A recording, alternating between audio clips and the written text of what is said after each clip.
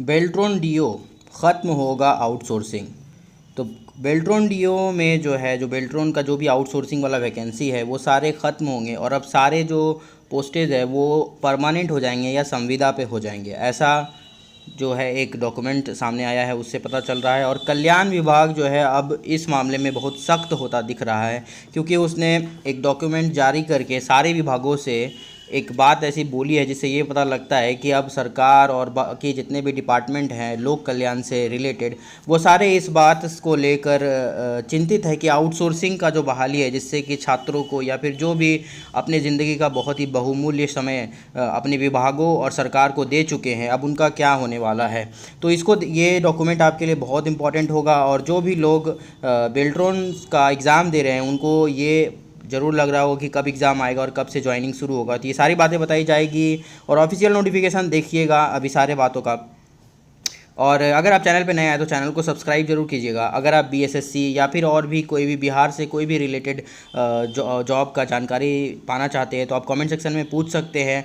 सबसे पहले देखते हैं कि यहाँ पर एक आपको 16/10/2024 का एक लेटर है, जो कि आप देख सकते हैं विषय उसका क्या है। विषय में साफ लिखा हुआ है बेल्ट्रॉन, यहाँ पे आप देख सकते हैं। अगर इसको आप सही से पढ़िएगा तो बेल्ट्रॉन के द्वारा आउटसोर्सिंग के माध्यम से नियोजित कर्मियों के संबंध में सूचना प्रौद्योगिकी विकास बिहार पटना का कार्यालय पत्रांक इतना दिनांक 8/10/2024, ठीक है। तो मेन बात ये है कि बेल्ट्रॉन का आउटसोर्सिंग से रिलेटेड ये पत्र है और ये किसे भेजा गया है। तो पहले देखिए, सरकार के उप सचिव ने भेजा है। और ये किसे भेजा है? सेवा में बिहार महादलित विभाग, राज्य जाति आयोग और राज्य अनुसूचित जाति आयोग। मतलब ये जो है उप सचिव जो है, सारे जो भी जाति से रिलेटेड जितने भी विभाग है सबको ये लेटर भेजा गया है। और इसमें अगर हम ऊपर देखें थोड़ा सा तो यहाँ पर आपको देखने के लिए मिलेगा अनुसूचित जाति अनुसूचित जनजाति कल्याण विभाग है ये। और इसमें लेटर में क्या है, अगर हम यहाँ से पढ़ना शुरू करें तो आपके लिए बहुत ज़्यादा इंपॉर्टेंट होने वाला है। महाशय, निर्देशानुसार उपयुक्त विषय प्रासंगिक पत्र छायाप्रति संलग्न के माध्यम से बेल्ट्रॉन के द्वारा आउटसोर्सिंग के माध्यम से नियोजित कर्मियों के संबंध में दिनांक 5/9/2024। देखिए, ये डेट बहुत इंपॉर्टेंट है। इस डेट के, इसी डेट पर जो है बहुत ही बड़ा एक निर्णय लिया गया था। बहुत बिहार के तमाम जो बड़े अधिकारी हैं उन्होंने एक मीटिंग किया था। उसके बाद एक मीटिंग के बाद जो एसेंस ऑफ डिस्कशन निकल के सामने आया था, उसी से रिलेटेड ये 16/10/2024 को ये दो जो विभाग वाले हैं ये क्या कर रहे हैं, अब ये देखिए। को प्रधान सचिव सामान्य प्रशासन विभाग की अध्यक्षता में संपन्न बैठक की कार्रवाई उपलब्ध कराई गई थी, जैसा हमने आपको बताया अभी देखिए आगे। उल्लेखनीय है कि उक्त कार्यवाही में एसेंस ऑफ डिस्कशन के आलोक में बेल्ट्रॉन के द्वारा आउटसोर्सिंग के माध्यम से नियोजित कर्मियों को यथा data entry operator, programmer, stenographer, IT boy girl कार्यरत बल की संख्या को तथा आवश्यकता को दृष्टि रखकर विभाग द्वारा संविदा आधारित पद सृजित करते हुए नियोजन की कार्रवाई की जानी है। अब देखिए, ये जो है कि एसेंस ऑफ डिस्कशन में ये बताया गया था कि आपके विभाग में जितने भी लोग पहले से आउटसोर्सिंग पे काम कर रहे हैं उसको ध्यान में रखिए, और आपको और कितना चाहिए उसको ध्यान में रखिए। उसके बाद संविदा पर पद का सृजन कीजिए। मतलब जो पहले से काम कर रहे हैं वो भी, और बाद में जो आपको चाहिए वो भी, वो सारे लोगों को संख्या को ध्यान में रख के आपको पदों का सृजन करना है। तो ये सारी बातें बताई गई थी कि आप पदों का सृजन करना है और संविदा पे करना होगा। मतलब संविदा, कम से कम संविदा पे तो होना पड़ेगा, क्योंकि बिहार में दो तरह से वैकेंसी ली जाती है, संविदा पे और एक परमानेंट। तो परमानेंट तो बहुत कम निकलता है और उसमें पैसे बहुत देने पड़ते हैं। तो एक नया बनाया गया संविदा। अब संविदा से भी एक नीचे का बना दिया गया जिसे कहते हैं आउटसोर्सिंग। अब आउटसोर्सिंग है कि उसमें किसी भी तरह का मतलब कि ये नहीं रहता है, सुरक्षा नहीं रहता है कि आपको कभी भी निकाला जा सकता है। और संविदा भी उसी तरह का कुछ है, लेकिन उसमें कुछ सुविधा ज़्यादा मिलता है। उसमें आपको उम्र का छूट भी मिलता है और अब आपको नंबर भी दिया जाता है। आप जितने साल तक काम करते हैं उस हिसाब से आपको नंबर दिया जाता है कि जब भी परमानेंट नौकरी निकले तो उसमें आप जो है अपने आप को परमानेंट बहाली में अपने आप को मतलब ऊपर कर सकते हैं और उसमें बहाली आराम से ले सकते हैं। तो आउटसोर्सिंग को वो सब में से कुछ भी नहीं दिया जाता था। पर ये जो आप ये वाला जो डेट है, ये बात ध्यान रखिए, ये डॉक्यूमेंट हम पहले भी डिस्कस कर चुके हैं। पर इस डॉक्यूमेंट के हिसाब से अब आउटसोर्सिंग वाले को उम्र में छूट देना शुरू कर दिया गया है, पर उसे अभी नंबर वाला सिस्टम सिस्टम नहीं दिया गया है और ना ही तो उन्हें समानियोजित किया गया है, मतलब संविदा के अंदर उसको नहीं लिया गया है, उसको आउटसोर्सिंग में ही रखा गया और बिहार का कर्मचारी नहीं माना गया है, पर उसको उम्र में छूट मिलने लगा है बेल्ट्रॉन के आउटसोर्सिंग वाले को। तो ये एक पॉजिटिव न्यूज़ है, पर बहुत पॉजिटिव न्यूज़ नहीं है, क्योंकि बहुत सारे लोग जो इसमें काम करते हैं उनको इनसे बहुत प्रॉब्लम है। वो चाहते हैं कि उनको परमानेंट कर लिया जाए। सही बात है, बहुत सारे लोग जो अपने परिवार में चला रहे हैं, अपना परिवार के वो आय का स्रोत है, और एक बैग अगर कुछ इस तरह का काम हो जाता है जिससे कि नुकसान हो जाए तो उनको बहुत ही धक्का लगेगा। अभी इसमें अगर हम देखें तो यहाँ पर जो बात बोली गई थी कि आपको कार्यरत बल जो है उसको भी ध्यान में रखकर और जो आपको आगे की आवश्यकता है उसको भी ध्यान में रख के पदों का सृजन करना है। अब ये बात थोड़ा सा चिंतित करने वाला हो सकता है, क्योंकि ये जो बोल रहे हैं कि जो पहले से काम कर रहा है अगर उनको भी ध्यान में रखना है, तो क्या ये चाहते हैं कि जो पहले से काम कर रहे हैं उनको हटाकर फिर संविदा पे नया लोगों को ले लिया जाए, या फिर इसका ये कथन निकाला जा सकता है कि बहुत जो पहले से काम कर रहे हैं उन्हीं को संविदा में ले लिया जाए। पर ये जो आप डेट देख रहे हैं, इस डेट को अच्छी तरह से क्लियर कर दिया गया था कि उनको परमानेंट नहीं किया जाएगा। तो जो पहले से काम कर रहे हैं उनको तो मतलब कि संविदा में नहीं लिया जा सकता है। तो ये बात सीधा है कि अब जो भी बहाली निकलेगा उसमें पुराने वाले को भी हटाकर, मुझे क्षमा कीजिएगा, हटाकर नए लोगों को संविदा पे लिया जाएगा और उसमें बस जो पहले से काम कर रहे हैं उनको उम्र सीमा में सुरक्षा दी जाएगी। तो अब सारे विभाग जो है इस बात में लग गए हैं। इसको और आगे से अगर देखें, इसमें अच्छा से पढ़ते हैं अगर, तो अतः अनुरोध है कि आप कार्यालय में बेल्ट्रॉन द्वारा आउटसोर्सिंग के माध्यम से नियोजित कर्मियों तथा data entry operator, programme stenographer, girl कार्यरत बल की संख्या तथा आवश्यकता से संबंधित प्रतिवेदन यथाशीघ्र विभाग को दे।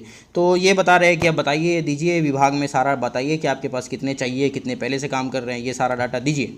पर मुझे लगता है कि सरकार को इस बात का ध्यान रखना चाहिए कि जो पहले से विभाग में काम कर रहे हैं उनको थोड़ा ध्यान रखिए कि वो भी तो इंसान ही है, उनका भी अपना परिवार है। तो ये बात का ध्यान जरूर रखना चाहिए। आप नया वैकेंसी लेना चाहते हैं लीजिए। और अभी जो इससे मतलब एक बात तो बहुत अच्छा लग रहा है कि जो अभी जो बेल्ट्रॉन में एग्ज़ाम दे रहे हैं वो एग्ज़ाम होके जब जाएंगे तो उनका पद जो है वो सृजित कर लिया जाएगा। पहले ये पद सारे जो है जो आप देख रहे हैं यहाँ पर से प्रोग्रामर, IT बॉय और ये सारे पद जो होते थे पहले ये सृजित नहीं था, तो अब विभाग में तो पद को सृजित कर ही लिया जाएगा। तो अब से जो भी बहाल होके जाएंगे किसी भी विभाग में इस सारे पदों पर जो काम करेंगे वो अब विभाग के अंदर सृजित पद पे काम करेंगे और उसको अब आउटसोर्सिंग बोला नहीं जाएगा। और ऐसे भी आउटसोर्सिंग अब ये लोग ख़त्म कर रहे हैं। ये सारी बातें इसी ओर इंगित कर रही है कि अब ये लोग आउटसोर्सिंग पे काम नहीं कर सकते, क्योंकि आउटसोर्सिंग एक तरह से असंवैधानिक है, क्योंकि संविधान जो है हम लोग को सबको इक्वल देता है। तो एक ही विभाग में कुछ लोग काम कर रहे हैं, वो परमानेंट हैं, उनको इज्जत सब मिल रहा है, अच्छा से पैसे मिल रहे हैं, उनको टेंशन कम है।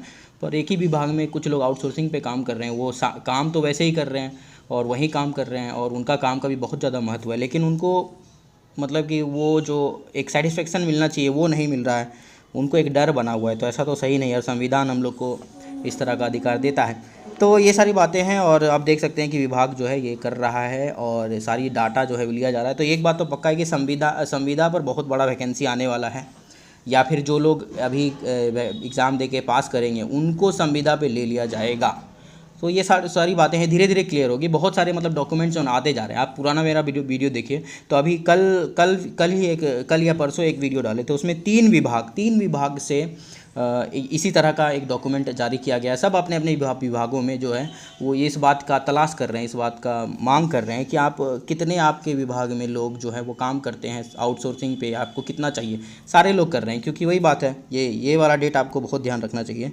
ये वाला भाग, ये 5/9/2024 आप चैनल पे जाके ये डॉक्यूमेंट आप अच्छे से पढ़िए, इसमें बहुत सारा बात लिखा हुआ है। और ये जो डेट है ये मतलब बेल्ट्रॉन वालों की ज़िंदगी में एक तरह से माइलस्टोन के जैसा है। और इस पर जो निर्णय आया है उसके बाद वो लोग भी बहुत मतलब कि चिंतित है, वो लोग भी बैठक कर रहे हैं, मीटिंग कर रहे हैं। और उनका भी अब ये है कि अब वो लोग आंदोलन कुछ तो करेंगे, लेकिन उनमें एक ही बात की कमी है कि उनमें यूनिटी नहीं है, वो लोग यूनाइटेड नहीं हैं, वो लोग थोड़े से बटे हुए हैं। और आपको पता है जो बटेंगे तो क्या होगा। तो यही बात है कि अब वो लोग का है जो पहले से काम कर रहे हैं, उनका अपना एक ये क्या बोलते हैं रजिस्टर्ड संघ है, उसके हिसाब से वो लोग काम करते हैं। उनका जो भी मांग होगा देखा जाएगा, सरकार भी उनका ध्यान रखेगी, क्योंकि वो लोग भी तो बिहार के ही जनता हैं, वो तो ऐसा थोड़ी है कि बाहर से आए हैं और उनका हितों का ख्याल सरकार नहीं रखेगी। हाँ, थोड़ा टाइम लगेगा, थोड़ा लड़ना पड़ेगा, पर ठीक है, वो बातें बाद में होगी। पर यही बात है कि अब संविदा पे अब बहाली होगी, अब आउटसोर्सिंग ख़त्म होने जा रहा है। लेकिन किसके लिए, क्या सब विभाग जो है अलग से वैकेंसी निकालेगा या जो अभी जो बेल्ट्रॉन से जा रहे हैं उन्हीं को ले लिया जाएगा। इसके बारे में और जानकारी आएगी, जैसे ही आएगी आप लोगों को सूचित कर दिया जाएगा। और रिजल्ट के बारे में बता देना चाहते हैं, क्योंकि रिजल्ट मैं बताना भूल गया था। रिजल्ट बहुत जल्दी आएगा, क्योंकि अभी देख सकते हैं कि सारे विभाग जिस तरह से एक्टिव है, तो उसी तरह से बेल्ट्रॉन वाले भी एक्टिव है। और सरकार का जिस तरह से अपनी सरकार को है जो पब्लिक को दिखाना है कि कितना वो वैकेंसी को, कितने ज़्यादा लोगों को वो वैकेंसी दे रहे हैं, तो हो सकता है कि ये फ़ायदेमंद हो सकता है छात्रों के लिए। बहुत सारे छात्रों का जो है ये जो इस बार इलेक्शन से पहले ही ये लोग जो है बहाली कराकर उनको नौकरी देकर इस बात को मतलब कि पब्लिसिटी करेंगे कि हमने इतने सारे लोगों को जॉब दिया है। तो यही बात है, ये सरकार जो है बहुत जल्दी इसको बहाली करने वाली है। और आप जान सकते हैं कि नेक्स्ट ईयर में जो है वो आपका इलेक्शन होने वाला है 2025 में। तो 2025 से पहले मतलब इस साल के एंड में, मतलब ये जो एग्ज़ाम है ये अभी अक्टूबर के लास्ट तक ख़त्म हो जाएगा, सब 26, 27, 28 तारीख को। तो उसके बाद ये दिसंबर फर्स्ट वीक तक में ये जो है आपका रिजल्ट निकलने का संभावना है। और दिसंबर फर्स्ट वीक में जैसे ही आपका रिजल्ट निकलेगा और ये जो नेक्स्ट ईयर का जो शुरुआत से ही आपका बहाली होना शुरू हो जाएगा। और बहुत सारे लोगों को ये जो है बहाली करेंगे। और ये सरकार जो है किसी तरह का विवाद नहीं चाहती होगी नौकरी को लेकर, वो चाहती होगी कि ज़्यादा से ज़्यादा लोगों को नौकरी देकर, क्योंकि अभी इसी तरह का माहौल बन गया है। सभी लोग अब जाति धर्म से ऊपर उठ के नौकरी मांगते हैं, रोज़गार मांगते हैं। तो ये अच्छी बात है और सरकार भी इसके लिए बहुत ज़्यादा चिंतित है। अब जो है मुद्दा यही रहता है कि कितने लोगों को नौकरी दिया गया। तो सरकार जो है बहुत बड़ा वैकेंसी निकाल के ज़रूर इलेक्शन से पहले बहुत सारे लोगों को बहाल करेगी और इसका फ़ायदा सीधे तौर से छात्रों को होगा। तो चैनल पे नए आए तो चैनल को जरूर सब्सक्राइब कीजिएगा इस तरह से न्यूज़ के लिए। और बहुत सारी बातें अभी आना बाकी है। चलिए, धन्यवाद।